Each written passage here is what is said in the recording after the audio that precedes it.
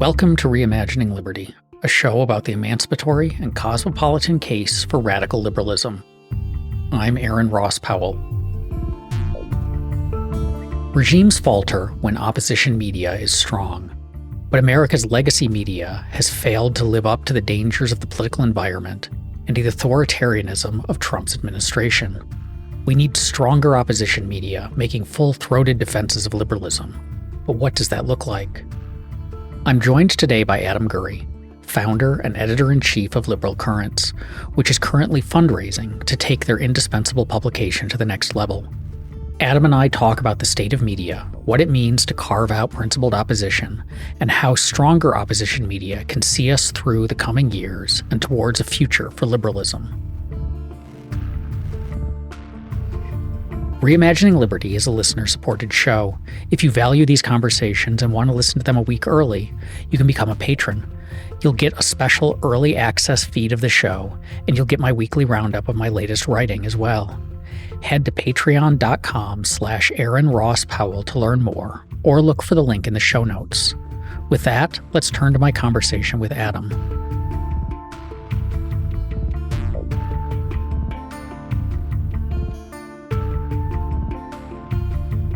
Why do we need opposition media right now?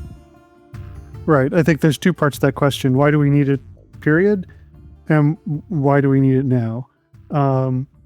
And we need it, period. Well, I guess there's two parts to really the now. The part of why we need it now is because we're in an authoritarian consolidation in process, and we need to fight that. And there's tons of political science literature showing that one key way to successfully rebut an attempt like that is to have an actually mobilized opposition. And having an opposition media is a key part of that.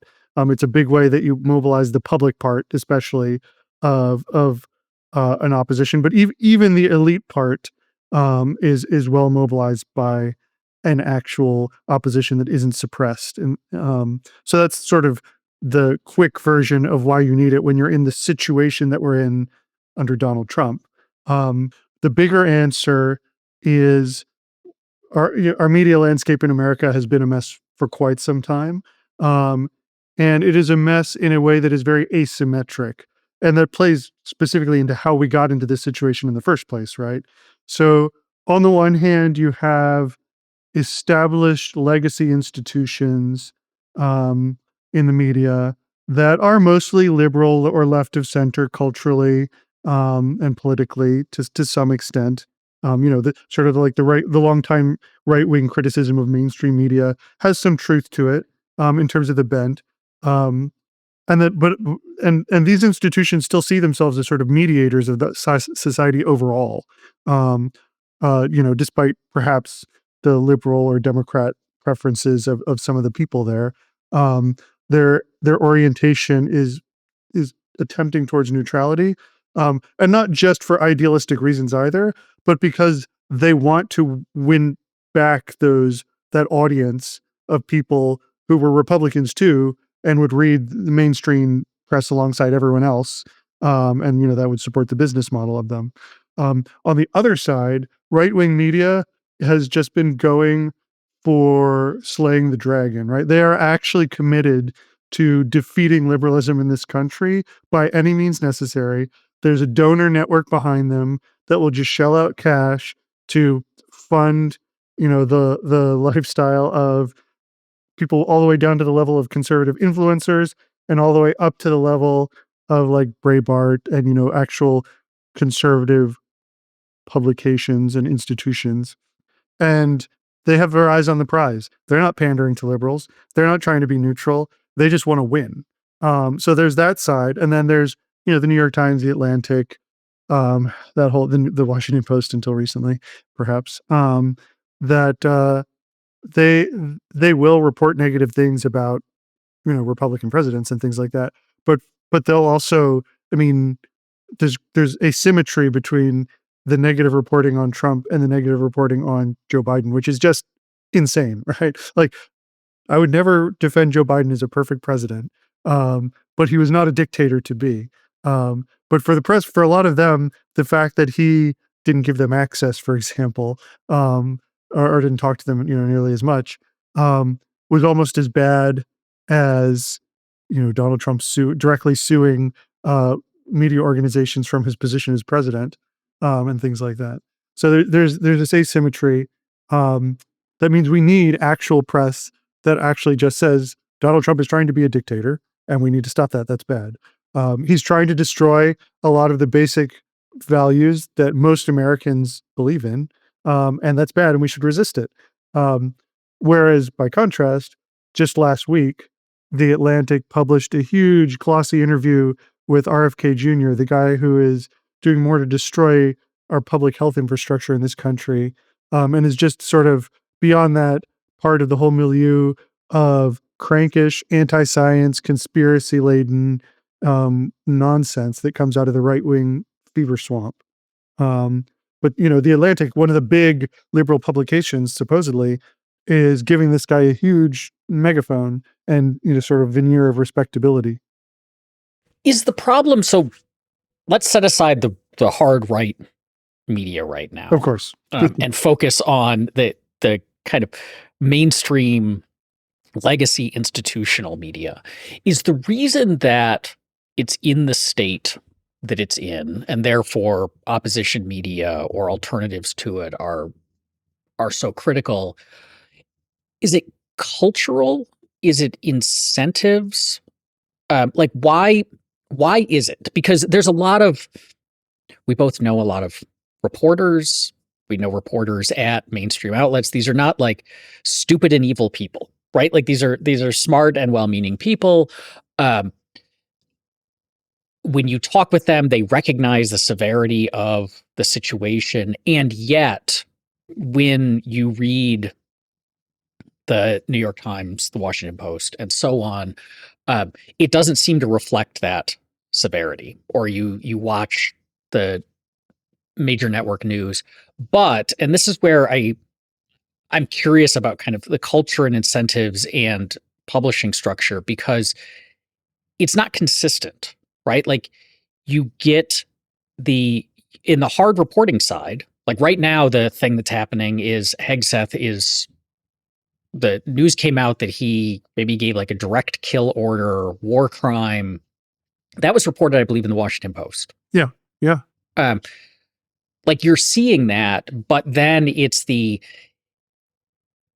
editorial pages seem to be, I mean, they're abysmal at the Washington Post right now. They're quite bad at the New York Times, with our friend Jamel Bouie being an obvious exception. Like, but in general, they seem to be bad. So there's like this kind of schizophrenia going on with the way it's presented. What's going on there? Because again, there's that disconnect of you talk to the reporters, they seem to get it, and yet. Yeah, there's a few things going on there. For one thing, I think one has to treat hard reporting as a separate category in some ways.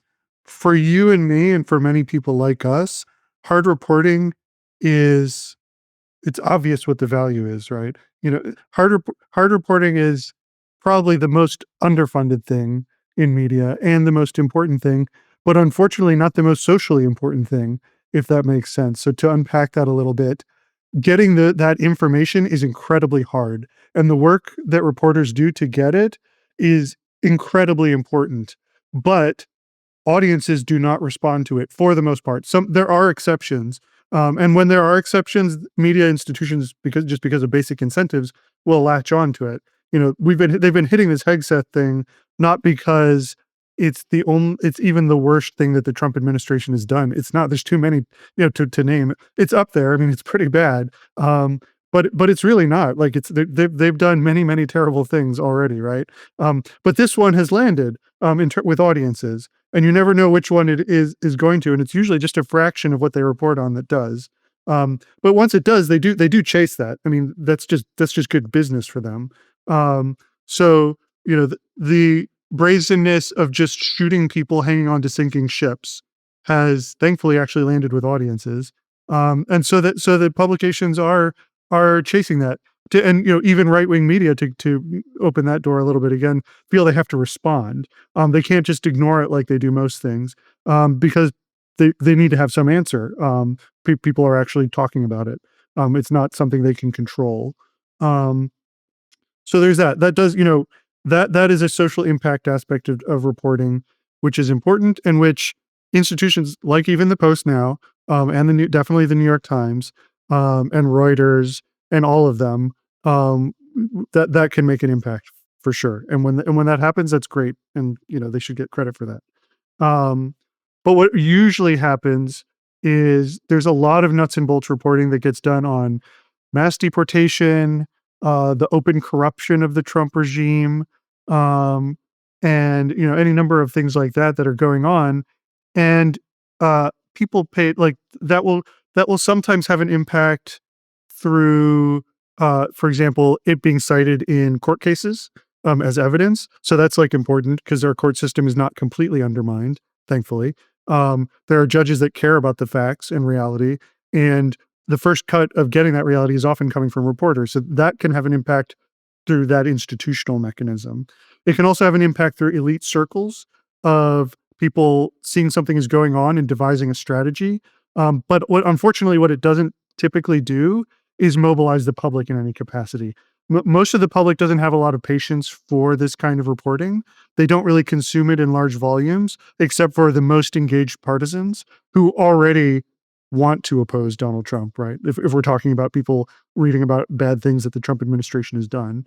Um, so it doesn't have that overwhelming resonance precisely because it's a bit demanding, right? It demands something of the reader to go in and try and understand in detail. First of all, read the details. Second of all, try and parse the context of what it really means. To give some background, for example, when we launched Liberal Currents in 2017, we were very philosophical in our focus, rather than sort of nuts and bolts. And I felt, as someone paying much more attention to what was going on then than I had been, say, like a year or two prior, that as a normal member of the public, your experience is that something gets reported as truly terrible, but then there's this feedback cycle where a couple of days later, people are saying, well, but that's not actually that different from what was going on under the Obama administration, or that's not really that much of a continuity break from standard practice. And it's not so much that those responses were correct, it's that unless you have a certain degree of knowledge yourself, it's impossible to judge the veracity of that. Is it actually a break from the past, or is it continuous with it? You have to know something first before you can do that. So there's a sort of fundamental epistemic difficulty of making the most of nuts and bolts reporting. That is why it's as underfunded as it is, frankly. And it's why institutions like the New York Times still remain very valuable, in my point of view, because they do pay real journalists. They do pay them to do that nuts and bolts reporting. So that's reporting. Setting that aside, um, there is a huge cultural component. So, for example, the publisher of the New York Times earlier this year wrote a huge essay essentially justifying their angle. And it's not just, by the way, opinion pieces, which agree they're pretty bad, but it's also the way they frame things in the reporting. So, for example, Northwestern is reportedly going to be giving up $75 million or some huge amount of money to the DOJ. And the New York Times reported on this, but they also had a line that was something like, critics of the administration call this bribery, but others say it's just part of doing business with this administration. It's like they always have to have this kind of symmetric framing, even in the reporting, for something that's not symmetric. It is just corruption. You can just say it's just corruption, but that's not the New York Times' house style. And Sulzberger's defense of this is, he says, we are not an opposition press. We're an independent press. So we will hold any, Democrats and Republicans accountable. And that's important. And the frustrating thing is that in that essay, he even is very clear on what the stakes are. He goes through all the ways in which at that point, Donald Trump had specifically attacked the press, that were unprecedented, right? That were actually censorship in a way that no Democrat has done, um, in modern memory. Um, but still, his position is, no, that's why it's all the more important that we're just independent. We're not opposing. Um, and that's fine if you want to frame it that way. But my sense is you can be independent and still call a spade a spade.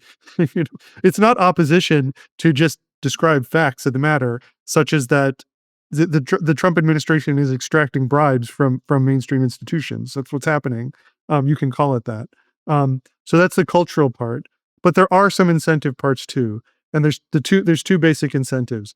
The long-term incentive is even if you piss off liberals, they will share your article. And if they share your article, you're more likely to get eyeballs on ads, and you're just more likely to get subscribers from people who may have seen people sharing it off pissed off, but actually agree with the article. So it's just good marketing to piss off even your own readers to some extent, or your own maybe loosely attached supporters. And the other thing is the Trump administration is being very aggressive against the press. They are looking for any in to attack them. And so this year in particular, and this didn't start this year, there has been a multi-year litigation strategy from the right to attack these outlets and just try and bleed them of money. So just from a self-preservation point of view, many of these outlets have been more cautious than they would have been in like the first Trump administration, for example, because that's been ongoing and it's obviously dramatically accelerated now that he's back in the presidency. When you talk about mobilizing, and you've mentioned both mobilizing the public as a role and also mobilizing elites. Yep. What does that look like? Because that's different from, we often think of the role of media as informing. Right. It's to give the public or its readership, its audience information. But that's not quite the same thing as mobilization. Yeah, no, I mean, obviously political scientists, they're focused sort of on the social effects rather than maybe what we would think of as the in principle function of a press, like you said, of informing. It is both. I mean, the reason that dictatorships are more dysfunctional than democracies as a general rule is in part because they suppress their critics, and therefore information about things going wrong does not reach the dictator or leadership in any capacity, because anyone who doesn't have skin in the game in the administration itself, and therefore feels more free to just say, "Hey, you're doing this wrong," has been attacked and suppressed by that very administration. Whereas in a democracy, there's tons of people, crowing all the time. People in leadership can think, well, if there's smoke, there may be fire, and we should look into this. You're more likely to actually get some error correction that way. So the information aspect does matter, certainly. And as I was saying about reporting, it matters as well in just uncovering those facts. But a lot of what media consumption does has a sort of intersubjective, like social role that happens. So you can think of it among elites as consensus forming in terms of what to do. You can think of it in the public as just general perceptions of how much support there is for the administration. So one important thing for any dictator, or really for any institution of authority, to be blunt, but especially for a dictator whose position is fragile by nature, is that how strong they are is very closely tied to how strong they are perceived to be.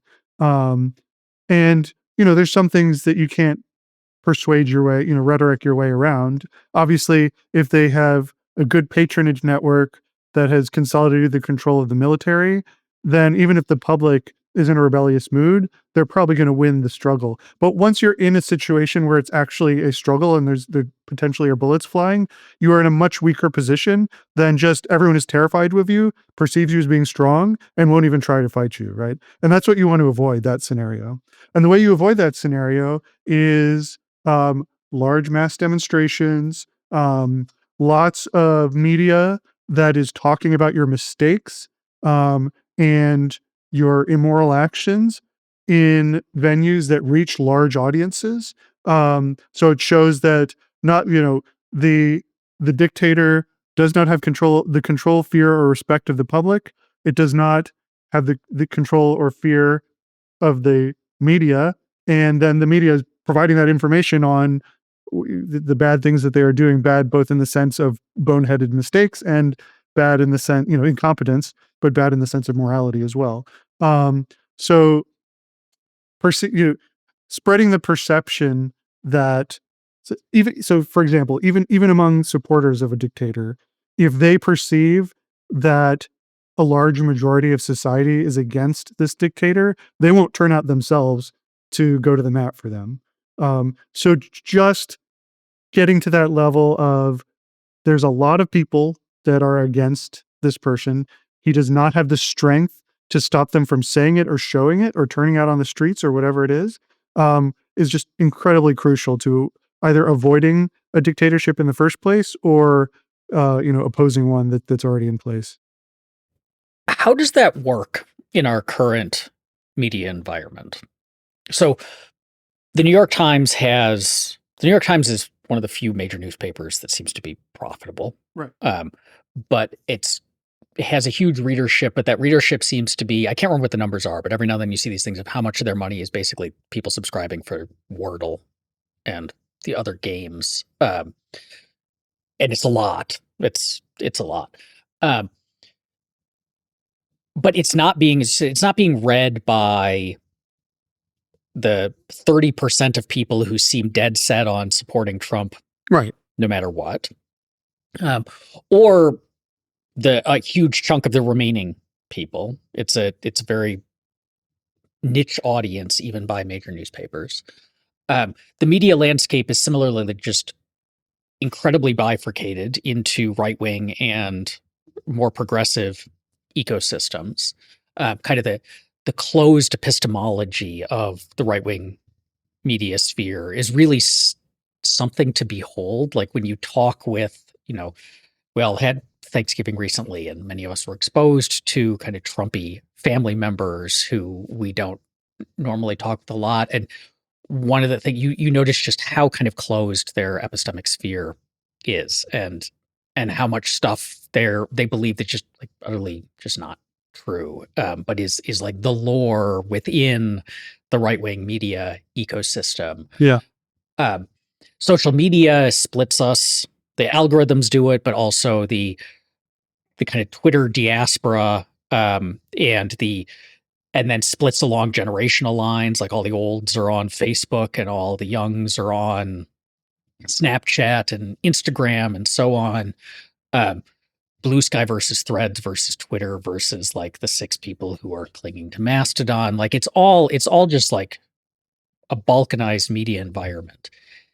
And so how does an opposition media outlet function in that, if what you're saying is you need to mobilize? So on the one hand, you need to like tell the people who disagree with the regime that the regime is failing, is weak, and so on, so they feel empowered to go out to the next No Kings protest or whatever Right. that their mobilized opposition looks like. On the other hand, you need to convince the people who are supporters of the regime that the regime is weak and failing and unpopular and so on. So they will be basically demobilized in their efforts to support it. But I can't imagine, say, that like a lot of right wingers, except for maybe some elites who like to just get mad at that articles, Mhm. are, say, reading liberal currents. No, I don't think so. I don't think so. Um, yeah, no, it's hard enough to get them to read the New York Times, right? Um, Even with Ross Douthat, or however you say his name, interviewing some pretty far right characters and softballing it. Yeah, so I mean, it's a pretty complex media environment. We're in an information environment now. Um, I would say, if you think about the dynamics of how things go viral, for example, in a normal social media environment, um, that's always existed to some extent.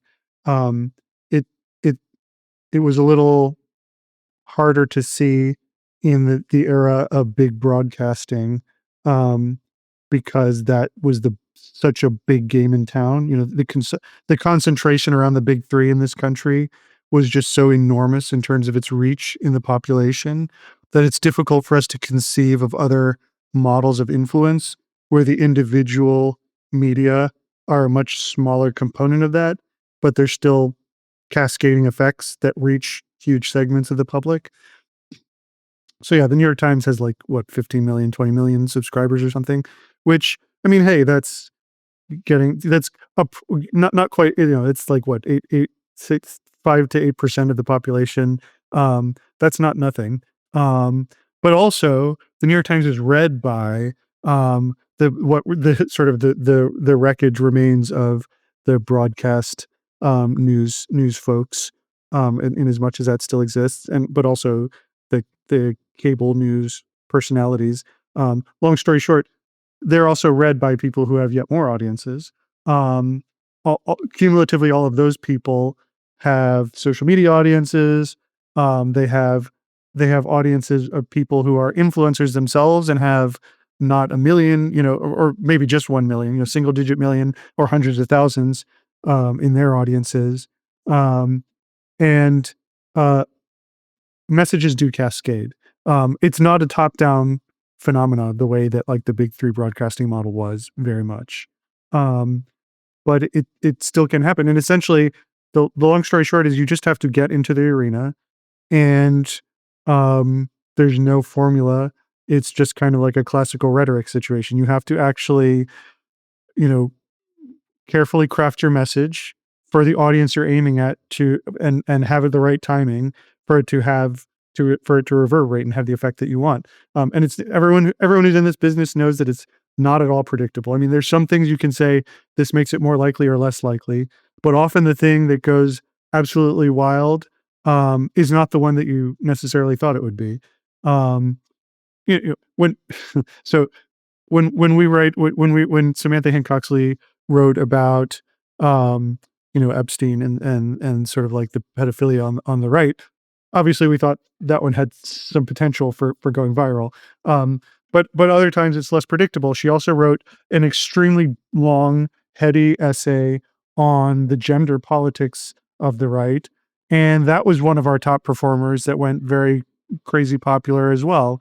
So, you get in there. It's not machinery. You're not pulling a lever and getting a result. But that's precisely why you have to get out there and just be constantly fighting on that battlefield. Um, and the end result is uh, influencing what um, Henry Farrell called reflective beliefs, which is it's not just what people believe to be the case, it's what they believe they're supposed to believe as part of this like political grouping, for example, or are there a community of shared values. So, much like the average New York Times subscriber, like you said, is playing Wordle and not necessarily reading in depth the nuts and bolts reporting that comes in. Um, the typical member of a political coalition is also not hyper engaged. They're not on top of 100% of the facts. And so just getting them to perceive what that coalition's general position is on something is a victory, even if they themselves aren't 100% sure whether they think it's true. If they know that the people in their coalition believe that, that's a victory, because in a moment of crisis and a moment of mobilization, it's easy for them to then just sort of like fall back on that. It's also easy to make the case to believe that it is true, because they'll go around thinking a lot of people they respect um, believe a certain something. Um, and then if some concrete event like this Hegseth one, for example, becomes big, that sort of helps consolidate the true belief, beyond the reflective belief among that cohort as well. So it's that, but in terms of, especially in a fragmented environment like ours, it's that first level of consolidating some reflective beliefs, some beliefs about what people think they should believe as good liberals in America. That is the most crucial function of opposition media now. When you're operating then within these political tribes or coalitions that you're trying to mobilize, you're trying to reflect back beliefs because people are going to tune themselves to fit in with the group, which we see. I think an example of this is I'm always struck by the polling on support for gay marriage which went up and up and up and up and up. And then kind of Trumpism came in, the right pivoted, and it went down, down, down, down, down. Yeah. And how much it seems like it's not that a whole bunch of people were really supportive of gay couples and then stopped being supportive of gay couples, but that they thought the thing that you say is I support Yeah. gay couples. So social desirability is a part of this, but it was just like, that's the direction things are going. We didn't really see politicians like Obama was bad on gay marriage for a while until the winds were very clearly blowing in its favor and then shifted.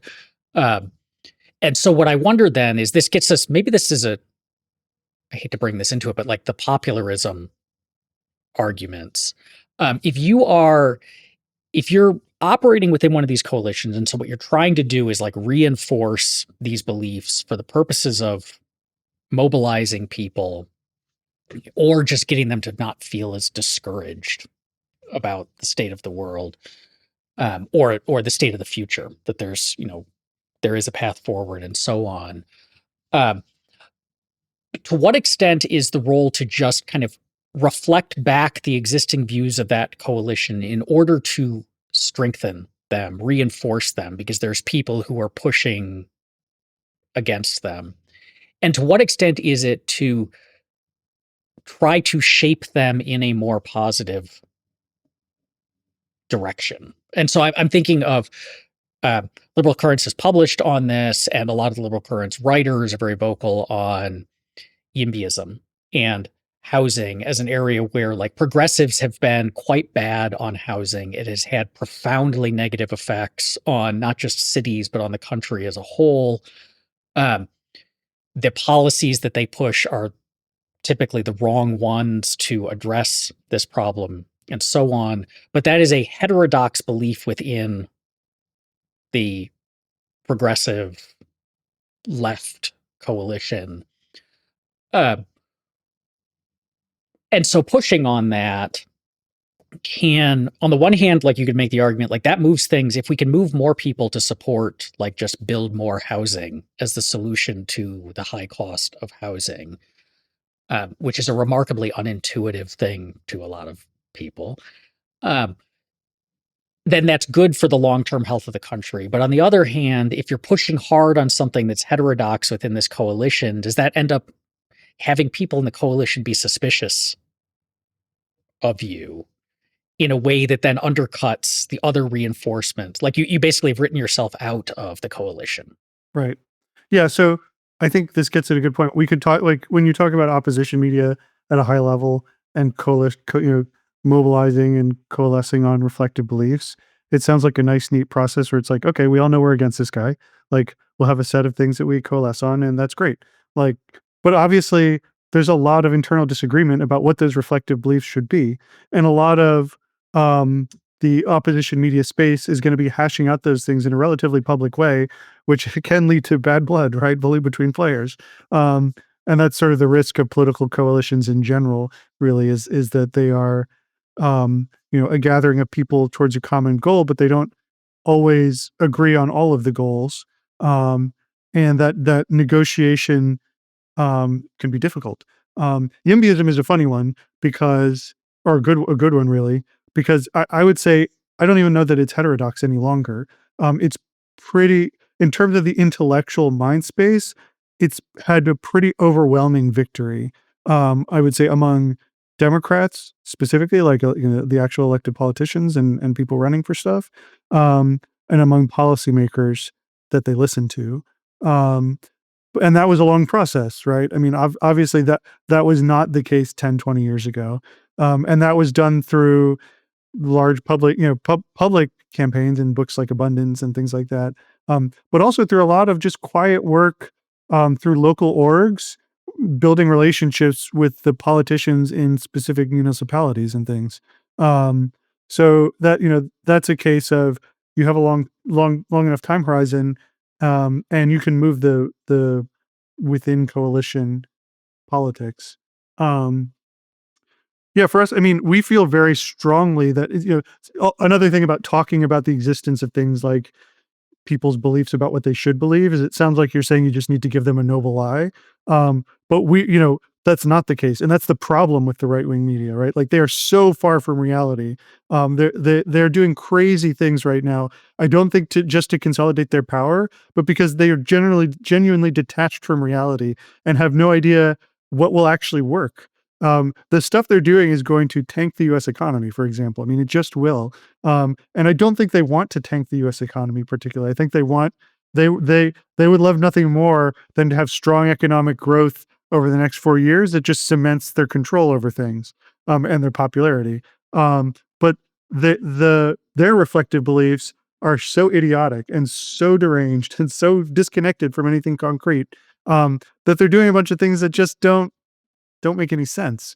So I think it's important to have an opposition media that actually consolidates reflective beliefs so that you can mobilize, but it is actually important to be anchored to reality. And that is why the work of just ordinary reporting journalists, is so important, to help us get those facts that political institutions and legal institutions don't necessarily want to volunteer on their own, or social institutions, or corporations and nonprofits in that world. They all have their skeletons as well, and it's important to have external figures that are digging that stuff up, so that we can know about them. But also, political science exists, right? Like social science exists rather, and public health exists, and medicine and science in general exist.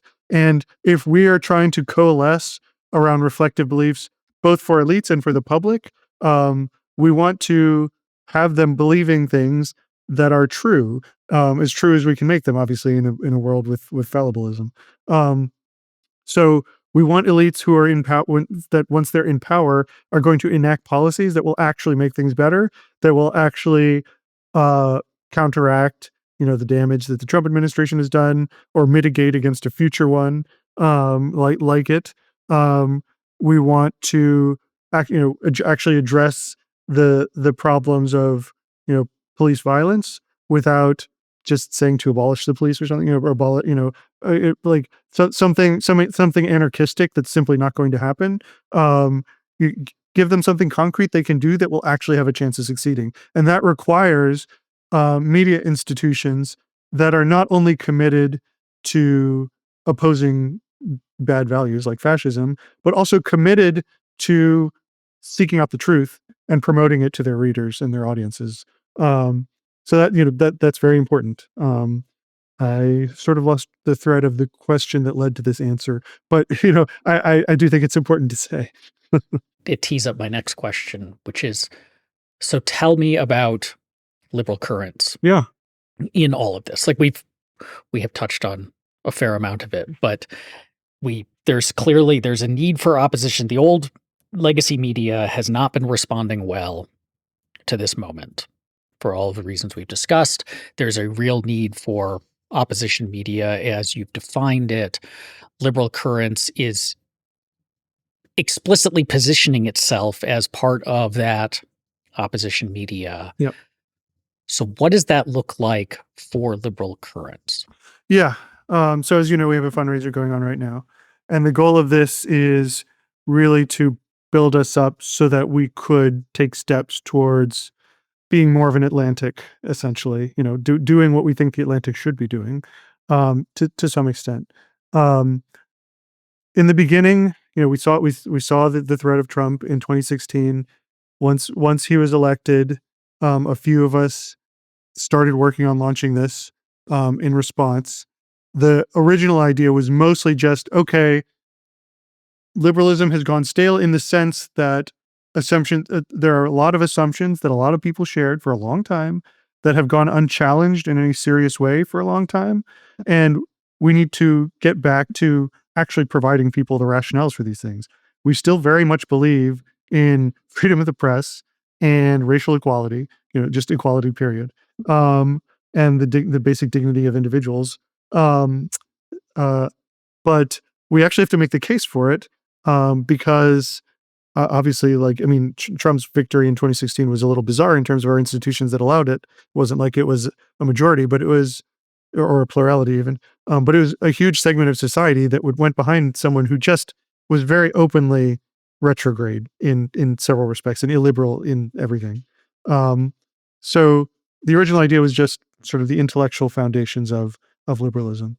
Um, as things progressed, and especially into 2024, as it became clear that he had a real shot of returning, that it was going to be a lot worse this time, um, it became clear that we needed to shift to, I mean, we still do that, that's still part of our core mission, but to really just being in opposition and just calling out as clearly as possible the danger of a Trump dictatorship or Republican dictatorship. Um, so that's been a lot of our focus over the last 2 years. Um, but the way that we currently operate is essentially a fund used to pay writers, um, that is managed by a volunteer editorial staff. Um, so what we need is to get some actual staff, full time dedicated to this project, to grow it into something on par with the Atlantic is sort of the model, an Atlantic that actually is truly committed to liberalism, in this moment. Um, how that works, there's a few aspects to it, so some of it is very tactical stuff. When the executive orders attacking law firms happened earlier this year, I wrote a very quick, very short piece that essentially said the important thing in a situation like this is to stop bandwagoning. Right now it looks like we're on the cusp of enough of these law firms just trying to strike a deal with the Trump administration that the rest will bandwagon behind it. And one mechanism available for stopping a bandwagon would be for state bar associations to issue a statement saying that they consider those deals a breach of the oath taken when you got your license to practice law in those states. Um, so if the calculus for law firm partners is we'll be run out of business if we um, if we don't make a deal with them. You can ship that calculus by having bar associations say, well, if you do make a deal, you will definitely go out of business because you will not be able to practice law. Obviously, that didn't happen. And it's not like I thought that was likely to happen. But as an opposition press, we believe it's important to put out ideas like that because I don't think people are thinking in those terms, in those concrete ways that they can resist what's happening. Um, so, that's one small part of what we do. Another part is sort of the next level up back of what is going on. How should we think about what's going on? How should we think about how to resist it and what to do next? And again, that's more the like Samantha Hancock's Lee, essay on what is this fixation of the right with gender, and talking about that, and sort of the diagnostic aspect of that. Um, then we have other things in the works that we will do if we are fully funded. One project in particular that I published about today, um, we call the reconstruction papers.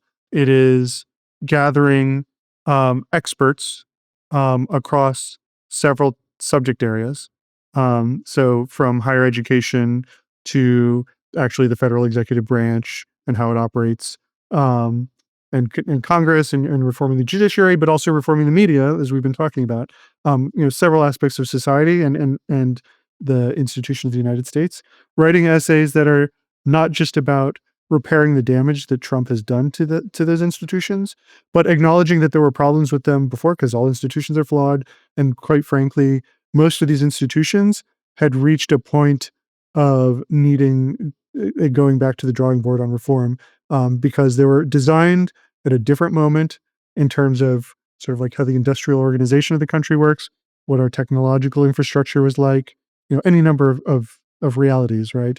Um, and they needed to be adapted to the present already. So these essays would, for a particular topic area, let's say higher education, say, hey, we had this great setup in the second half of the 20th century where we got higher education to a huge swath of society. We had research institutions attached to them, which pushed the scientific and technical frontier further than anyone else in the world, and partnered with industry too to get this stuff to consumers, in various ways. We had this great setup, but it had gone really sclerotic in the last 20 years. Now Trump has taken a wrecking ball to it. So here is what the 21st century version of this arrangement should look like, and that we should aim, a democratic, supermajority trifecta that can do whatever it wants, should go about implementing this, right? Because just being against Trump is not enough. We actually need a vision of what is America's liberal future, liberal and democratic future. And so that's the kind of work we want to do. We're not trying to win Trump voters back to reading liberal currents. That's not going to happen. We don't think that's necessary. This country is sorted into three broad political groups. One is Republican partisans, one is Democratic partisans, and one is loosely aligned with either side, slightly more aligned to Republicans on average. But really, like, some of them just never vote or rarely vote. And they can be. Democrats have demonstrated that they can win them. So our goal is mostly consolidating those, as I said, reflective beliefs among elites and the public, and as much as we can reach the public, about both the need to resist Trump, obviously, but more, even almost as importantly, what kind of future we want to be laying down beyond him, what we want to see afterwards. We're not just going to be in a defensive crouch forever. We're going to have our time to make some changes, and we need to make it count. And so that's part of how we see our project as well, a huge part of how we see it. This year, we met a lot of people. Samantha went down to DC for a conference, met a lot of people, liberals in good standing, who all were very shell-shocked by events, but they saw the danger of what's going on, but just felt completely at sea, had no idea what we should be doing or where we should be going, because their context had been completely shattered by events. So what we want to do is put the pieces back together again and say, here's what we need to be doing now, and here's what we need to be looking towards in the future. And that's the basic pitch for Liberal Currents. For people who want to support this, where can they learn more? What can they do? Yeah, so there's a GoFundMe for the fundraiser specifically that explains the basic outline of what we're doing and why. On liberalcurrents.com, we're doing updates as well about our progress with that, about what we plan to do in 2026. And obviously you can see our substantive work that we've done so far there as well. We're continuing to publish. Also on liberalcurrents.com, you can become a patron. There's a donation button there as well, so you can support us directly on there. You can also just become a free subscriber with very few exceptions. Our essays are completely free to the public, so you can just get it in your inbox. That's frankly a very good way to support us so that we're less dependent on the vagaries of social media in terms of people getting reached. So even if you don't pay us $1, if you go and give us your email to send you each thing we publish, that's a great way to support us as well. I hope you enjoyed today's episode of Reimagining Liberty. If you'd like to listen to future episodes free of ads and sponsorships, you can become a supporter for just a few dollars a month. Head to www.aaronrosspowell.com to learn more.